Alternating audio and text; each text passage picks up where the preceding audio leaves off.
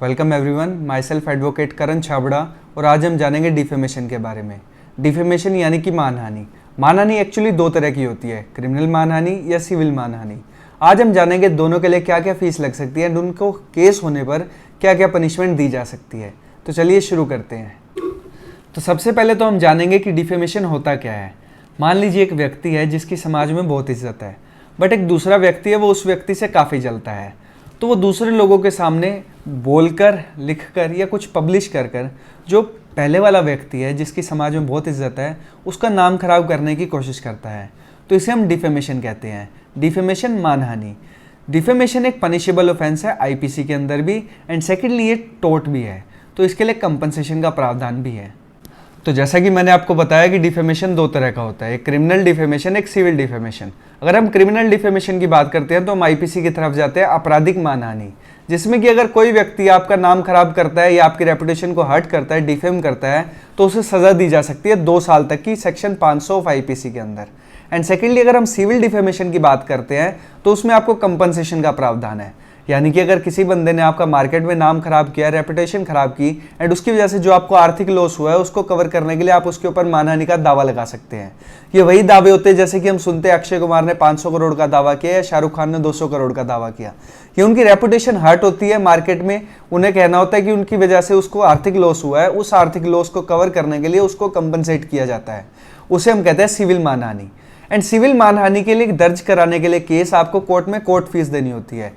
Specially defamation के case में नहीं, किसी भी सिविल केस के लिए अगर आप सिविल कोर्ट में जाते हैं तो आपको एक कोर्ट फीस का प्रावधान होता है, वो पे करनी होती है। सबसे पहली बात तो ये जरूर ध्यान रखिए कि डिफेमेशन होने के लिए जरूरी है कि पब्लिक के लोगों की नज़रों में उस बंदे की इज्जत खराब हो।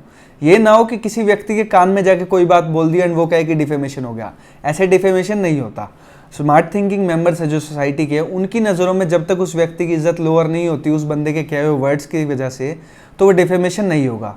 तो मतलब अगर मैं पब्लिक के सामने किसी के बारे में कुछ गलत कहता हूँ जिससे उसकी इज्जत खराब होती है तो वो डेफेमेशन है, बट वही मैं सेम बात उसके कान में जाके कहता हूँ तब वो डेफेमेशन नहीं है। तो जब हम डिफेमेशन के एसेंशियल्स की बात करते हैं तो सबसे पहली बात तो सामने यही आती है कि वो स्टेटमेंट डिफेमेटरी होनी चाहिए।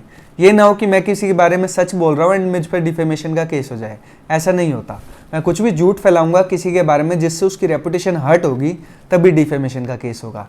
सेकंड थिंग कि मैं उस प्लेंटिफ को ही रेफर कर रहा हूँ जो उसके अगेंस्ट कंप्लेंट कर रहा है। ये ना हो कि मैं किसी और बारे में बात कर रहा हूँ एंड वो खुद के ऊपर ले जाए। उससे ऐसा होना चाहिए चाहे डायरेक्टली चाहे इनडायरेक्टली मैं उसको रेफर कर रहा हूँ। यानी कि अगर मैं कुछ लिख रहा हूँ किसी और बंदे को वो पढ़ के लगे कि मैं उसके बारे में बात कर रहा हूँ, तभी डिफेमेशन होगा। Thirdly it must be published. ये ना हो कि मैं उसके कान में जाके कह रहा हूँ, पब्लिकली अगर मैं कहूँगा, लोगों के सामने कहूँगा, तभी डिफेमेशन होगा। तो अगर हम सिविल केस में जाके, लॉ ऑफ टॉर्ट्स में जाके डिफेमेशन की बात करते हैं तो डिफेमेशन आगे 2 पार्ट्स में डिवाइड हो जाता है, लेबल एंड सिलेंडर। लेबल एक रिटन स्टेटमेंट है। मान लीजिए मैंने कुछ रिटन स्टेटमेंट पब्लिश करके आपके बारे में डिफेमेटरी वर्ड्स कहे बिना किसी जस्टिफिकेशन के, तो उसे लेबल कहा जाएगा।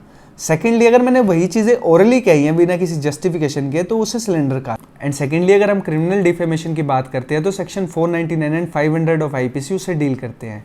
सेक्शन 499 के अंदर उस ऑफेंस को लिखा गया है एंड सेक्शन 500 ऑफ आईपीसी के अंदर उसकी पनिशमेंट दी गई है, जो कि मैक्सिमम 2 साल तक की इंप्रिजनमेंट दी जा सकती है, जितनी कि राहुल गांधी को दी गई थी।